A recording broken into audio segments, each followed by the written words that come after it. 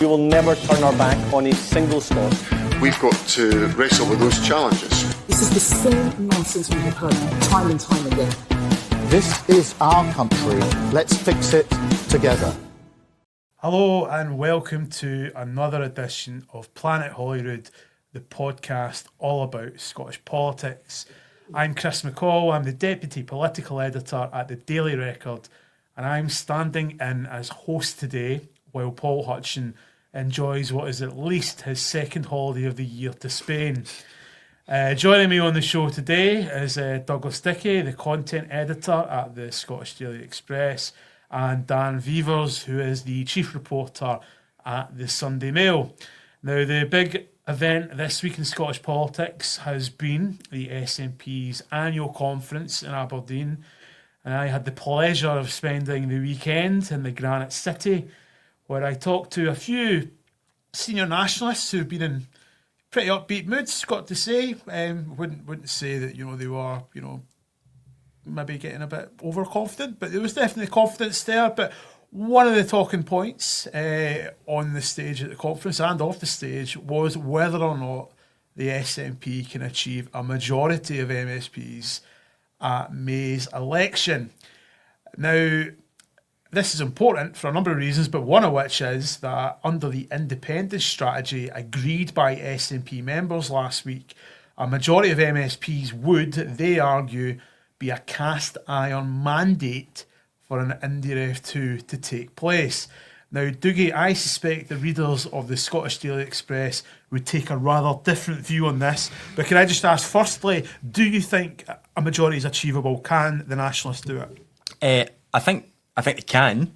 Obviously they can. They're going to be favourites in the election. They're probably going to be the biggest party. Polls certainly suggest that. Holyrood's electoral system makes it difficult but not impossible to get a majority. And given that we're now facing a kind of four-way split in the unionist kind of vote, then I think it is achievable. I don't think they'll manage it.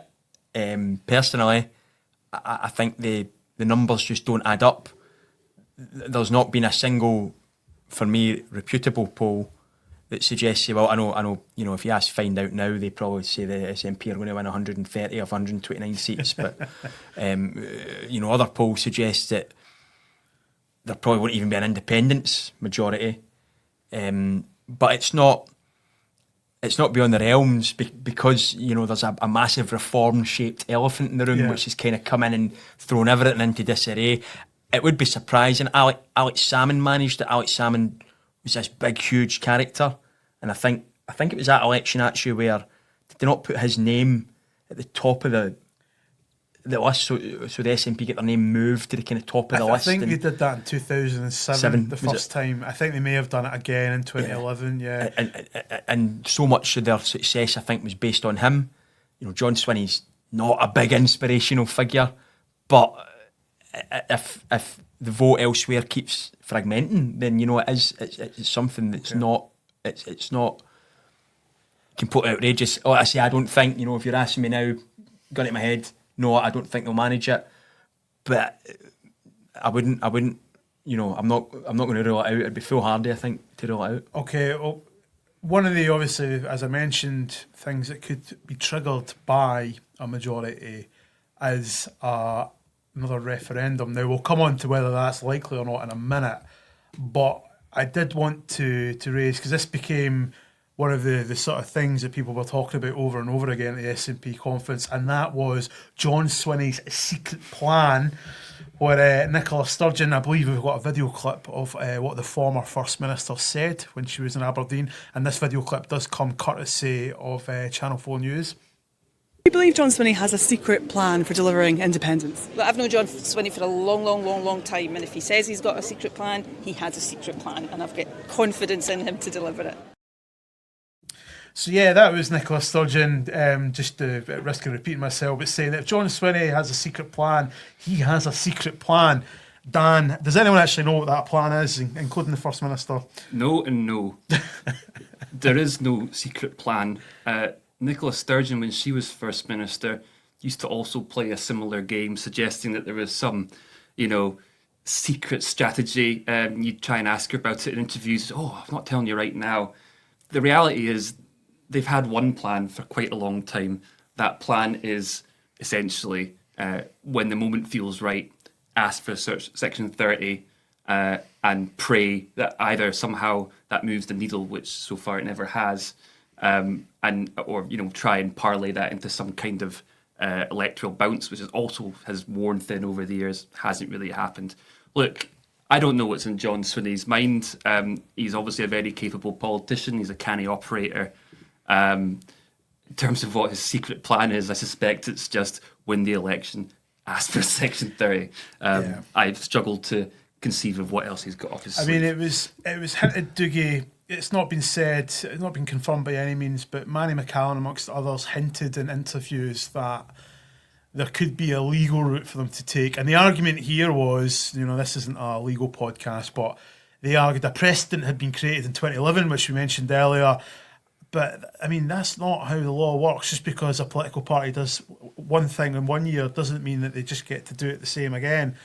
And just Paul Hutchin, who obviously is on holiday at the moment, but we spoke to him about whether the Nationalists could organise their own referendum if they did win a majority, and Paul described it as, quote, utter mince. Would you agree with that? Yeah, I mean, the first thing I want to say is this is like watching Baldric and Blackadder. I have a cunning plan. At least Baldric told us all what his cunning plans were. John Swinney's decided to. It's like the political equivalent of, I've got a girlfriend, but you wouldn't know her. She stays up at my granny's. I mean, there is no legal precedent for a second referendum. There might be a political one, but politics isn't. But politics isn't the law. Yeah, it's a political precedent versus a legal one. It's an important distinction. Yeah, this has already been kind of rubbished by constitutional experts, legal experts. I know John Swinney had his own legal planning lawyer, I think, who works for Donald Trump to set out the kind of legal position at SNP conference. I mean, I personally, I would love it if the SNP tried to run their own referendum. Because I think it would turn them into a complete joke, in all honesty. It would be boycotted, you would imagine. Oh, well, I mean, it would be like, 95% of Scots vote, to leave the Union. It's just absolute nonsense. It's not going to happen. People, this is a big story right now because John Swinney wants it to be a big story because he wants to detract attention away from, the SNPs running a public public services and whatnot. But eventually the spotlight's going to fall on that before this election. And people, we sit in here every week. People can vote however they want. I believe the vast majority of people in Scotland are going to go to the polls next year and they're going to deliver a verdict on the NHS. They're going to deliver a verdict on crime. They're going to deliver a verdict on all these, devolved areas in which the Scottish Government has power. Unfortunately, you don't need a big majority of people to win a majority at Parliament, as we've been discussing. There's probably a core of about 30% who are going to vote for the SNP regardless because they want to vote for Scottish independence. But really this is just, we use the phrase red meat. John Swinney's trying to shore up his own position. It's worth pointing out that his independence plan passed at conference, it's not universally popular. There are some who feel that the SNP have become something of a devolutionist party, and maybe secretly they're quite happy with the status quo. They get to be in charge of Scotland, blame everything on Westminster, and take any crumbs of credit that they can. So I think it would be hilarious if there was some sort of unofficial referendum, and I'm honestly daring them to do it. It would be brilliant. Can I just jump in on that thing about the precedent? Because we're talking about something that happened 14 years ago in a completely different political situation to what we're in now. And there are other political precedents that are probably more relevant. 2017, Nicola Sturgeon asked Theresa May for a Section 30 order, denied. 2019, 2022, Nicola Sturgeon asked Boris Johnson for Section 30 orders, denied. That is the political reality, and that's the precedent that kind of matters here. 2024, general election, page 1, line 1. Yep. A vote for the SNP is a vote for independence. Crash and burn. Yep. Just on what you kind of raised that point there, Dougie, but Dan, if you want to pick up, it does seem that the SNP, they want the Holyrood election to be fought on UK issues, the Constitution being the main one, whereas Labour wants it to be fought on Scottish issues. We're still a wee bit away from the campaign, but when it does kick in, when we get to March, April time, do you think that most voters will be thinking more about public services, domestic records? I think they already are thinking about public services. You go by polls, and every time NHS, cost of living are among the top priorities, and independence is way down. And I think that, as we get closer to polling day, is, as Dougie said, going to become more relevant. The problem for Scottish Labour is they don't currently seem like the vehicle to deliver better public services in Scotland. They are actually less trusted on these issues than the SNP are, and the SNP aren't particularly trusted in public services either, because they've got a long track record of things that haven't worked that well for a long time. But the problem for Scottish Labour is if they want to be the party of public services in Scotland, they have such a long way to go to turn them into that in voters' minds. They're miles off it at the moment. I just want another thing that John Swinney said. It was actually a week ago today, but he unveiled the Scottish Government's final white paper on independence. We love talking about a white paper here on Planet Holyrood. But when he was speaking to the assembled media afterwards, I did say to him, the SNP's been in power for 18 years. Because John Swinney had said on that day, he said, I want the debate on independence to be about living standards. And, he said, he very specifically said the last 15 years, since 2010, living standards in general terms have declined. So I put it to him, well, you've been in power for 18 years. Surely the Scottish Government deserves some of the blame for that. Now, obviously, the big economic decisions are taken in London, etc., etc. But John Swinney used that question as the opportune moment to say, it's now been quoted various places, but he said, we're reaching the limits of devolution. Now, I don't think that was an off-the-cuff thing. I think that was something John Swinney wanted to say to the media to get it out there. But that kind of opens up a whole can of worms, really, because, on the one hand, his political opponents said, well, is this not just you admitting that you've run out of steam? You don't have any ideas left. Your only idea is to say, let's have another referendum. But I just wondered, do you think, Diggy, that's the sort of thing that might stick in the craw of some voters that they'd be like, if... I actually said, we actually discussed that last week here with Paul, and I said then, and I stand by it, I'm stunned that the SNP's election campaign is hinging very heavily on we can't do any better within the confines of the devolved settlement. I think that's an absolute open goal to the other parties, because that's what it is. It is an admission that the SNP do not believe they can make a materially difference to the lives of Scots within the current settlement. If ever there was a reason to give someone else a go at it, now whoever that might be, that's another question. I think that's it. The problem is there isn't another, there doesn't appear to be another, reform. The Tories are kind of splintering that vote. Labour, we can sit here, Anis Sarwar in many ways can do, can come up with as many plans and can say as many good things and can perform really well at FMQs as many times as he wants. But come Rachel Reeve's budget in a few weeks, it's all going to, none of that's going to matter. Yeah, because ultimately Scottish Labour are suffering from the performance of UK Labour, which has been, dreadful. So, and I think it's going to get even worse in the next couple of weeks for people, and it's pound in the pocket every time I say it.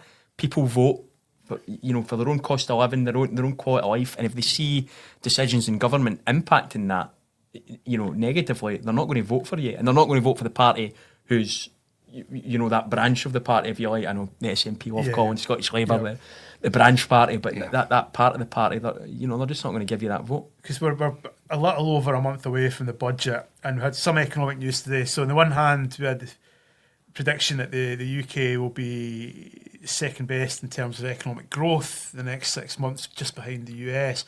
But unfortunately, also predicted that we'll have the worst inflation over the next couple of years, which will be largely driven by food inflation. Now, as everybody that's set foot in a supermarket in recent months will know, you flinch every time you pay for anything. But so Rachel Reeves, Dan, we're not economists, on this podcast. If we were good with numbers, we wouldn't be journalists. But what on earth does she do? I mean, it's just another disaster for Labour in the long run. She is really, really up against it, isn't she? Because she's already put herself in the straitjacket of those fiscal rules. Yep. She's already promised not to raise taxes on working people, income tax, VAT, and what's the other one? National insurance. National insurance. And that leaves her with very few decent options to raise the sort of money at scale that she needs. I mean, as you said, I'm not an economist. Clearly, it seems politically unlikely that they're even going to consider like a wealth tax of any kind. I don't know all the ins and outs of wealth taxes. I hear that they've worked in some countries, but other countries not so much. So she's going to have to get creative with other types of taxes that aren't affecting people's pocket, because, as Dougie says, if there's any more of a feeling that individual people, families, and even small businesses are getting hit in the pocket, it's a big problem. And, second fastest growing economy in the G7, it's not a highly competitive market at the moment because the global economy is so damn sluggish. But the point being that, if your agenda is growth, and one of the first things you do in government is raise national insurance on employers, that's been devastating for high streets, devastating for city centres. It's an anti-growth policy, and maybe she felt it had to be done. But there can't be any more of that if that is genuinely Labour's mission in government is growth. So they're going to have to find creative ways of raising money that, frankly, are beyond my brief. And we also have to remember that the last time around, Rachel Reeves, rose taxes by about 40 billion a year, not on, as you say, individual employees, but on employers. There were some quite big hikes. But crucially, she insisted she would not have to repeat the move. Now it looks like she will be repeating the move, or broadly speaking, will be repeating the move. And this is where, the issues like trust come into play. Because if Rachel Reeves is basically stuck in a doom loop, I believe that's how the Tories like to call this, a doom loop. Things just start to look increasingly grim and negative. And if you're having to run for election in Scotland in May next year on a Labour banner, then suddenly you'd be thinking, how am I going to sell this on the doorsteps? But and Sar was facing questions on this recently, and he pointed out that there are some things that are improving. Like, generally speaking, people's mortgages are coming down because we're now a couple of years out from Liz Truss's now infamous mini budget where interest rates soared. So there has been some good news. And Anas Sarwar always says the UK government has to get better at selling the achievements they've made. But I do fear that this budget could just drown those out. I feel a bit like, when you hear about things like that, right?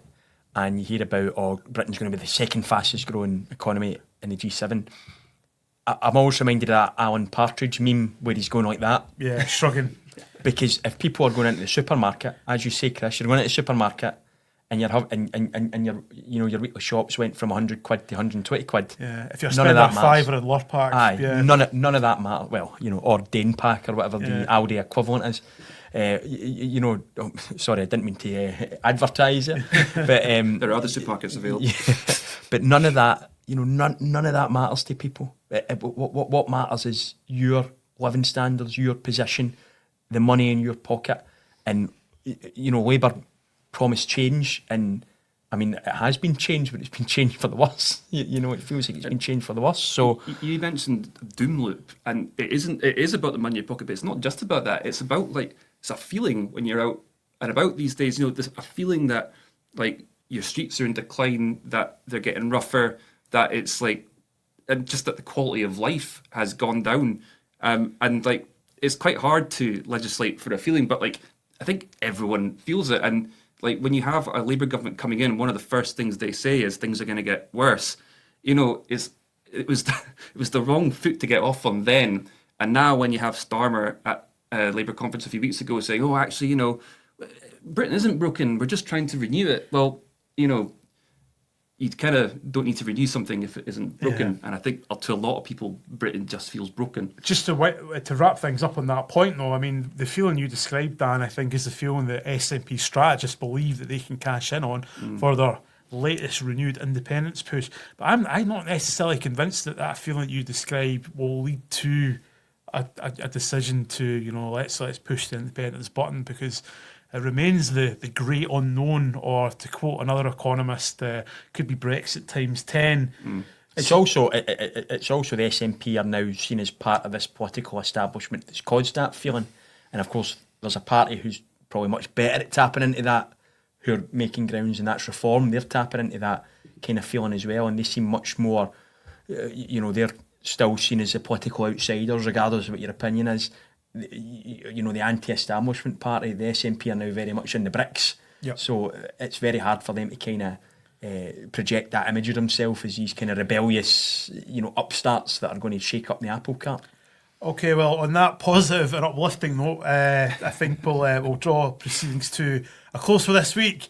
But thanks very much to Dan and for Douglas for joining me, and thanks also to Molly Finlay from the Records video team who produced this episode. You can listen to it back to any episode of Planet Holyrood you'd like on Spotify or Apple Podcasts. Watch it all on the Daily Records YouTube channel, and don't forget to follow us on Instagram and TikTok for the latest news and the best bits of the podcast. That's all from me just now. Paul Hutchin will be back next week, so we'll see you all then. Cheers. We will never turn our back on a single Scot. We've got to wrestle with those challenges. This is the same nonsense we have heard time and time again. This is our country. Let's fix it together.